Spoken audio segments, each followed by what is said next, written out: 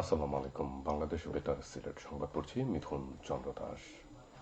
অন্তর্বর্তীকালীন সরকারের সমাজ কল্যাণ এবং মহিলা ও শিশু বিষয়ক মন্ত্রণালয়ের উপদেষ্টা শারমিন এস মুর্শিদ বলেছেন, নারী ও শিশু নির্যাতন প্রতিরোধে ওয়ান স্টপ ক্রাইসিস সেন্টারকে আরও গতিশীল করতে হবে।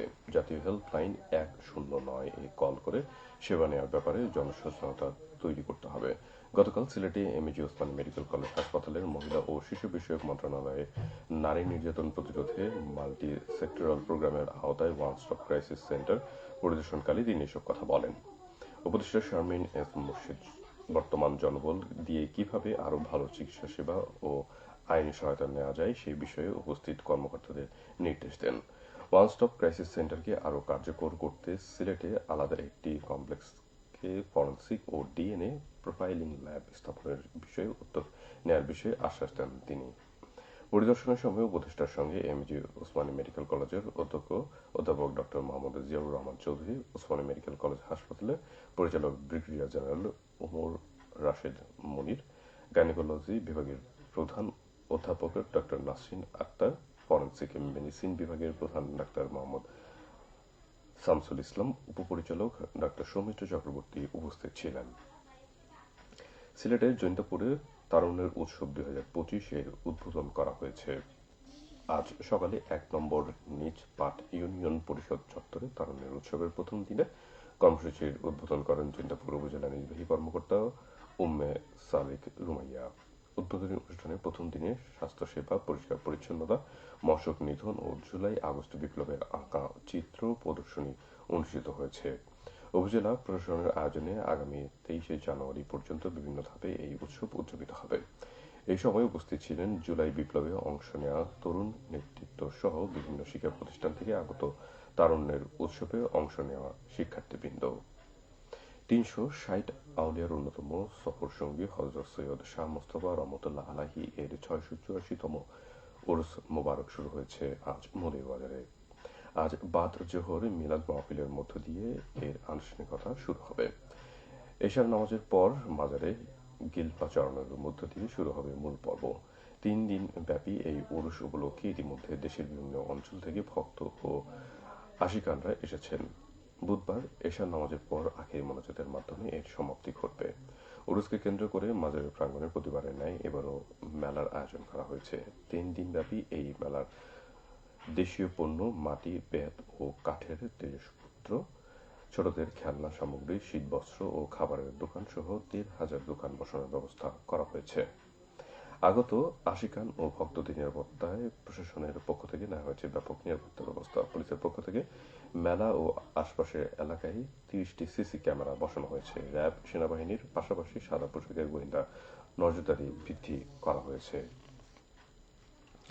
2024-এর জুলাই আগস্টের বিপ্লব কি, কেন, কিভাবে সংঘটিত হয়েছিল তা শিক্ষার্থীদের অবগত করতে অবহিতকরণ সভা অনুষ্ঠিত হয়েছে মৌলভীবাজারের শ্রীমঙ্গল উপজেলায়। আজ দুপুরে শ্রীমঙ্গল সরকারি বালিকা উচ্চ বিদ্যালয়ে অনুষ্ঠিত সভায় প্রধান অতিথি হিসেবে উপস্থিত ছিলেন জেলা মাধ্যমিক শিক্ষা অফিসার মোহাম্মদ ফজলুর রহমান। এ সময় বক্তারা কোটা বিরোধী ছাত্র আন্দোলন থেকে শুরু করে ছাত্র জনতার গণঅভ্যুত্থানকে অর্জিত নতুন বাংলাদেশ বিবরণ তুলে ধরেন। সভা শুরুর আগে জাতীয় বীর শহীদদের স্মরণে দাঁড়িয়ে 1 মিনিট নীরবতা পালন করা হয়। এতে বিদ্যালয়ের 6 শতাধিক শিক্ষার্থী উপস্থিত ছিলেন। শিক্ষা মন্ত্রণালয়ের নির্দেশে বিদ্যালয় কর্তৃপক্ষ এর আয়োজন করে।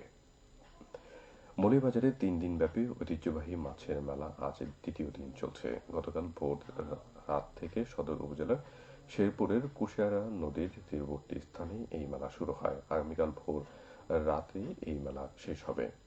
মেলায় দেশের প্রত্যন্ত অঞ্চল থেকে মৎস্য ক্রেতা বিক্রেতা অংশ নিয়েছে। 209 বছর ঐতিহ্যবাহী এই মেলায় দেশের বড় বড় হাওরের কোটি টাকা মূল্যের বিভিন্ন প্রজাতির বড় মাছ ক্রয় বিক্রয় করা হয়ে থাকে।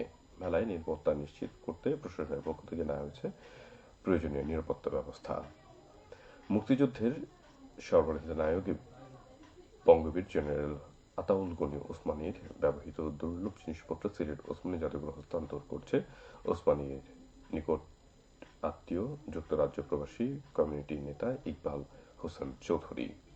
গতকাল নগরীর ধোপাদিঘির পারস্থ ওসমানী জাদুঘরে জেনারেল ওসমানী ব্যবহৃত জিনিসপত্র হস্তান্তর করা হয়।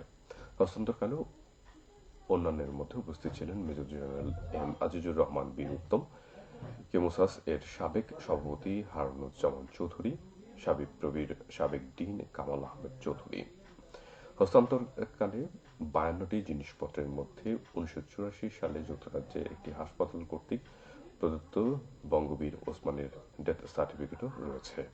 পরে নেতৃবৃন্দ কেমোস্বাস্থ্য মতি উদ্দিন আহমেদ জাদুঘরে ও অবশিষ্ট জিনিসপত্র হস্তান্তর করেন। খেলার খবর ক্রিকেট। সিলেট আন্তর্জাতিক স্টেডিয়ামে বিপিএল-এ সিলেট পর্বের শেষ দিনের খেলায় আজ সিলেট স্ট্রাইকার্সের মুখোমুখি হয় চিটাগং কিংস এবং রংপুর রাইডার্সের বিপক্ষে খেলবে খুলনা টাইগার্স। সবশেষে আবহাওয়া। আজ রাত 1টা পর্যন্ত পূর্বাভাসে বলা হয়েছে সিলেটের পার্শ্ববর্তী এলাকায় আজ কোনো সতর্কবাণী নেই এবং কোনো সংকেত দেখাতে হবে না। আজ সিলেটে সূর্যোদয় হয়েছে 6টা 39 এবং সূর্য অস্ত যাবে সন্ধে 5টা 23। সংবাদ শেষ হলো। আমাদের পরবর্তী স্থানীয় সংবাদ প্রচারিত হবে সন্ধে 7টায়।